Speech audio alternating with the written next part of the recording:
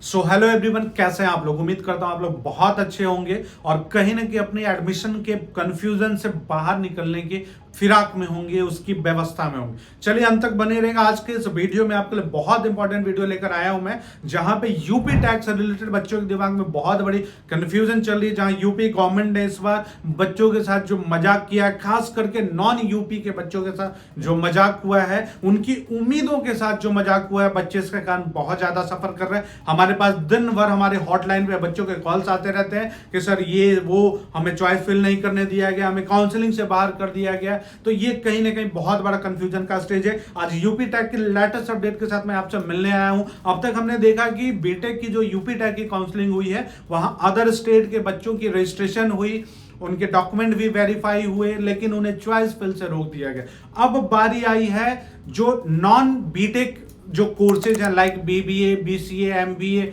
MCA, इसके लिए भी यूपी टैक में चॉइस फिलिंग का ऑप्शन चल रहा है। वैसे बच्चे भी अपना रजिस्ट्रेशन कर चुके थे, कहीं ना कहीं यूपी टैक के द्वारा उनका डॉक्यूमेंट भी वेरीफाई किया गया, लेकिन फाइनली वैसे बच्चों को भी चॉइस फिलिंग से रोक दिया गया, ये बताकर कि sorry, you are not eligible for choice filling because you are non domiciled UP students.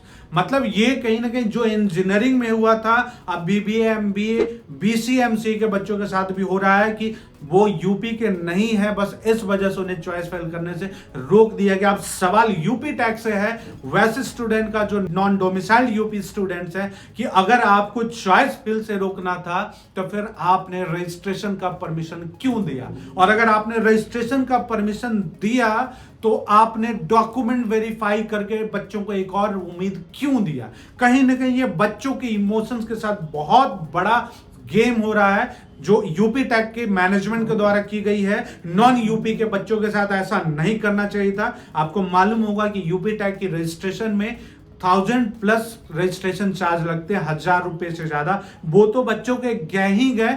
अब बच्चों के को यह भी ढांढस दिया जा रहा है कि अगर आपको यूपी टैक की काउंसलिंग में अपीयर करना है तो आपको स्पेशल राउंड की काउंसलिंग का इंतजार करना होगा। अब सवाल यह है कि स्पेशल राउंड की काउंसलिंग में अगर सीट बचेगा तब तो बच्चे अपीयर करके अपने लिए सीट सिक्योर कर पाएंगे, क्योंकि जहां इंजीनियरिंग का हाल है कि स्टार्टिंग के 5 राउंड की फ्रेश काउंसलिंग में केवल यूपी के बच्चों को अपीयर करने दिया गया है।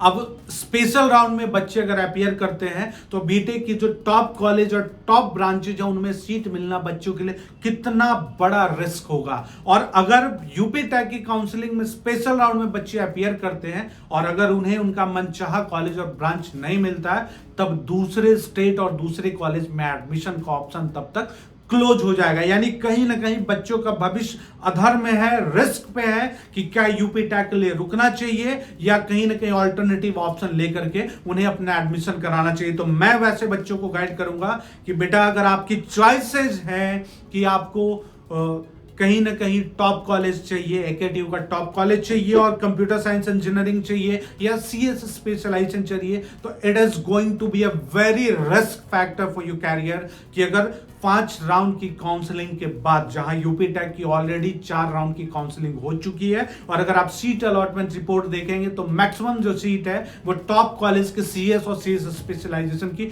रिपोर्टिंग चल रही है। तो क्या अदर स्टेट के बच्चों के लिए स्पेशल राउंड में सीएस की सीट बचेगी? बिल्कुल, इसकी संभावना हां और ना दोनों में बनी हुई है, यानी बहुत बड़ा रिस्क होगा। और वही बात कहीं ना कहीं दोबारा से दोहराई जा रही है यूपी टैक के द्वारा। बीबीए, बीसीए, एमबीए और एमसीए के बच्चों के साथ उनका भी रजिस्ट्रेशन लिया गया, डॉक्यूमेंट वेरीफाई किया गया, लेकिन उन्हें चॉइस फिल से रोक दिया गया। ये बच्चों के साथ मजाक है।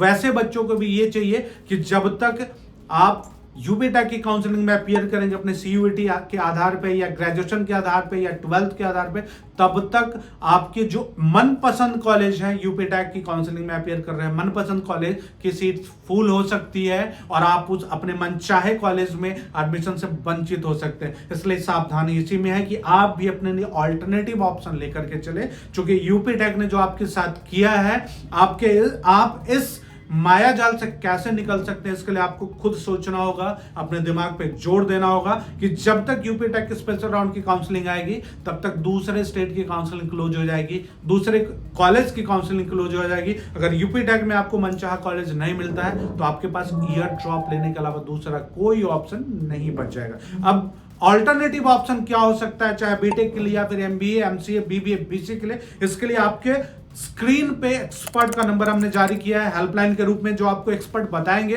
कि आपका मनचाहा कॉलेज अगर जीएल बजाज था उसका अल्टरनेटिव क्या हो सकता है, अगर आपका मनचाहा कॉलेज एबीएस था तो उसका अल्टरनेटिव ऑप्शन क्या हो सकता है। वो आपको बताएंगे कि कैसे वो कॉलेज क्या आपको एकेडमिक फैसिलिटी दे रही है, क्या प्लेसमेंट अपॉर्चुनिटी दे रही है, ताकि आपका दिमाग में जो ये ब्रेन स्टॉर्मिंग सिचुएशन बना है कि आप डिसीजन नहीं ले पा रहे हैं कि either to bet for UP tech special round counselling और to go with alternative option. तो ये आपके लिए आज का ये कंटेंट बहुत यूजफुल, और आपको लगता है कि कोई सवाल आपके दिमाग में अभी भी है तो आपके लिए कमेंट बॉक्स का ऑप्शन ओपन है। कमेंट बॉक्स में आप हमसे सवाल पूछ सकते हैं। हमारी टीम का पूरा प्रयास होता है कि आपके हर सवालों का तत्परता से और सक्रियता से हम जवाब दे सके, और ऐसा ही महत्वपूर्ण अपडेट के लिए आप हमारे चैनल के साथ बने रहिए। अधिक से अधिक इस चैनल को सब्सक्राइब कीजिए और दूसरे बच्चों को सब्सक्राइब करने के लिए कहिएगा, नहीं तो ऐसे लेटेस्ट अपडेट से आप बच जाएगा। और इतना क्लैरिफिकेशन डिटेल आपको दूसरे चैनल पे कभी नहीं मिलेगा। Thanks for watching, like, subscribe and share.